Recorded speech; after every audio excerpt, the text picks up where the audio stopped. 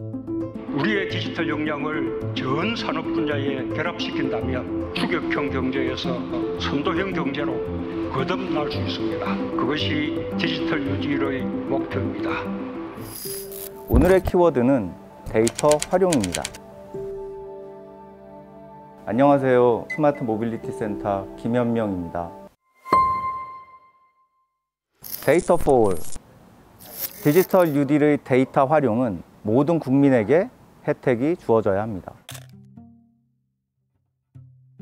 당시 미국의 현실을 마크 트웨인이 도금시대다라고 명명하며 해법으로 등장한 개념이 뉴딜, 즉 새판입니다. 풀어야 할 문제가 복잡하고 거대할수록 완전히 새로운 판이 필요하다는 것이죠. 이후 대공황이 더욱 악화되자 기존의 미국 사회를 부분적으로 수정하는 것만으로는 위기를 극복할 수 없으며 혁신적인 새 판이 필요하다는 루즈벨트 대통령의 외침에 국민이 동조한 것입니다. 당시 미국 뉴딜의 공식 명칭이 잊혀진 사람들을 위한 뉴딜입니다. 당시 기득권층은 편가르기가 아니냐는 비판의 목소리를 냈었는데요. 루즈벨트 대통령은 용기 있게 힘없고 소외된 사람들에게 혜택이 집중되는 정책을 내놓은 것이죠. 한국형 뉴딜은 이러한 문제를 해결하는 새로운 큰 방향과 틀을 마련하기 위해 시작된 사업입니다. 그 중에서도 디지털 뉴딜은 코로나19 상황을 겪어내면서 우리가 얻은 교훈을 통해 설계된 사업이라 할 수 있습니다. 즉 감염병 발생과 같은 예측이 어려운 환경 속에서도 성장을 지속하는 사회를 만들려면 비대면 근무로 정상 가동이 가능한 산업의 비중이 높아져야 하며 그 중심에 DNA 산업이 있다는 데 착안한 것입니다.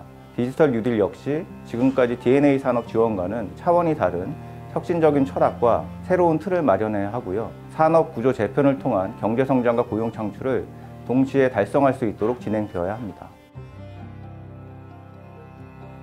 이미 많은 국민들이 디지털 시대를 살고 있지 않나 하는 생각이 듭니다. 다만 지금까지 디지털 기술이나 빅데이터 기반 플랫폼 산업 활성화는 주로 국민들의 생활을 즐겁고 효율적으로 만드는 측면이 강했다고 봅니다. 동영상 공유 서비스나 배달앱 같은 서비스가 대표적이죠. 하지만 이제는 이런 신산업이 기존 레거시 산업을 잠식하고 타격을 주는 단계로 전환되고 있음을 국민들이 서서히 체감하고 있습니다. 이러한 변화는 코로나19를 통해서 더욱 가속화되고 있고요. 기존 레거시 산업 종사자들은 본격적으로 DNA 기술 상용화에 따른 영향을 생활에서 체감하게 될 것으로 보입니다. 어마어마한 데이터가 매일매일 수집되고 있습니다. 거의 전 국민이 스마트폰을 소유하고 있고요. 다양한 앱을 일상생활에서 워낙 많이 활용하고 계시기 때문에 천문학적인 데이터들이 매일 개인으로부터 만들어집니다. 공공 분야도 마찬가지입니다. 예를 들어 2018년 기준으로 수도권에서만 1년에 66억 6천만 건의 교통카드 데이터가 수집되었습니다. 대중교통뿐만이 아니라 택시도 모든 운행 자료가 거의 초단위 데이터로 수집이 되고 승용차 이용자들의 내비게이션 사용률도 세계 최고 수준입니다. 데이터가 4차 산업혁명 시대의 원유라는 이야기가 있는데 이런 의미에서 보면 우리나라는 세계 최고의 데이터 산유국인 셈입니다. 다만 원유는 베네수엘라나 중동, 미국이나 노르웨이 등 다양한 사례에서 여러분들이 볼 수 있는 바와 같이 활용하는 체계를 어떻게 만드느냐가 중요하지 단순한 매장량 자체가 중요한 것은 아닙니다.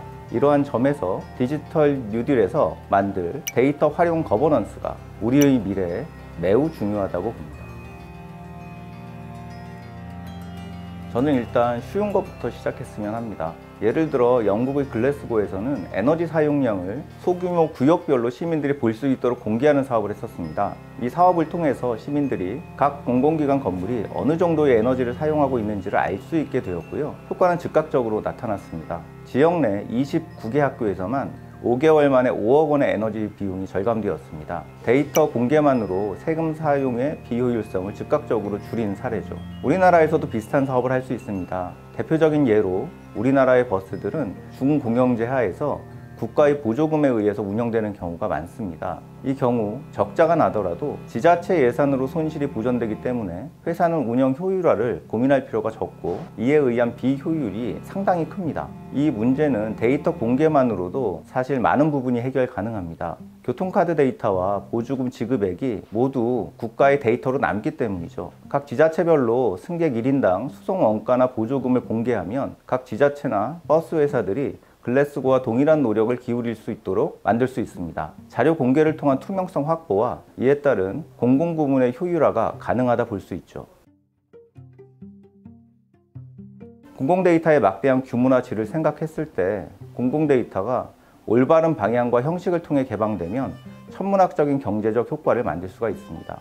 데이터의 활용은 데이터 결합 활성화에 달려 있다는 것입니다. 데이터의 결합이란 종류나 내용이 다른 데이터를 결합시켜 새로운 데이터를 만드는 것을 의미합니다. 현재 우리나라에서는 하나의 데이터를 직렬적으로 분석, 활용하는 방식만이 주를 이루고 있습니다. 예를 들면 차량의 좌표 데이터가 있을 때 두 개의 좌표를 연속해서 분석해 속도 데이터를 만들고 더 나아가 가속도나 대기 행렬을 계산하는 방식입니다. 이러한 가공 방식은 데이터 퀄리티를 높이고 특정 목적을 위한 활용에는 적합하지만 활용 분야의 확대로 이어지긴 어렵습니다. 이를 위한 방법이 이종 데이터 간 결합 활성화입니다. 내비게이션 자료에 신용카드 데이터 같은 것들을 결합시키게 되면 교통 분야 외에 다양한 사회경제 분야로 가공 데이터의 활용 범위가 확장됩니다. 따라서 이종 데이터 결합 제도의 개선과 기술의 발전은 디지털 뉴딜에서 반드시 달성해야 될 목표입니다. 마지막으로 누가 어떤 방식으로 데이터를 사용하면 좋을까라는 질문을 주셨는데요. 저는 모든 데이터는 누구든 어떠한 방식으로든 데이터를 쉽게 이용할 수 있도록 공개하는 게 먼저다 라는 답을 드리고 싶습니다. 다양한 사례가 있지만 제가 늘 목표로 삼고 있는 모범 사례는 호주의 아우린입니다. 아우린은 2010년 호주 정부가 민관의 연구 및 산업 전반에서 데이터를 쉽게 활용할 수 있는 인프라 구축을 목표로 착수한 프로젝트로서 현재 호주 내 대부분의 공공 데이터가 이곳에 모여 있고 대규모 민간 데이터들을 끌어들여 방대한 데이터 댐을 구축했습니다. 국민의 세금으로 마련한 예산 사용의 효과가 최대한 많은 국민들에게 돌아갈 수 있는 한국형 뉴딜이 되어야 한다고 생각합니다. 이를 위해서 저는 효율보다는 효과를 우선 고려하는 뉴딜이 되었으면 합니다. 지금까지 우리나라는 산업화 시대를 거치며 경제성 중심, 효율성 중심의 성장을 해왔습니다. 이 과정에서 더 적은 예산으로 더 많은 결과물을 단기간에 만들 수 있는 곳에 국가의 지원이 집중되었습니다. 경제적 여유가 없었던 우리에게 이런 정책 의사결정은 최적이었습니다. 하지만 이제 포스트 코로나 이후에 뉴 노멀을 위한 새 판을 준비하는 시대입니다. 효율성 중심의 예산 투자 기조에서 벗어나 보다 많은 범위의 국민들이 혜택을 볼 수 있도록 중소기업이나 스타트업들에게도 기회를 주는 사회가 만들어져야 합니다. 조금 더 비용이 들고 시간이 늦어지더라도 고용 효과나 경제적 혜택 배분의 효과가 큰 중소기업이나 스타트업에 대한 지원을 늘리고 성과를 낼 때까지 기다려주는 인내가 필요합니다. 현 정부의 국정 운영 철학 핵심이 포용입니다. 한국형 뉴딜은 이러한 관점에서 우리나라를 포용사회로 바꿀 기회가 아닐까요? 제 설명을 들으시고 빠르게 변화하는 사회 환경에 대한 근심이 더 늘어나신 분들이 많지는 않을까 걱정이 됩니다. 그러나 제가 마지막으로 드리고 싶은 말씀은 모든 기술의 주인은 결국 사람이고 여러분들이라는 점입니다. 우리가 만들 새 판에서 사람이 기술의 도구가 되어서는 안 됩니다. 여러분들이 구산업에 종사하시든 신산업에 참여 중이시든 간에 결국 생산 과정과 이용 과정에서 디지털 기술을 이용할 수 있는 기회는 얼마든지 열려 있어야 합니다.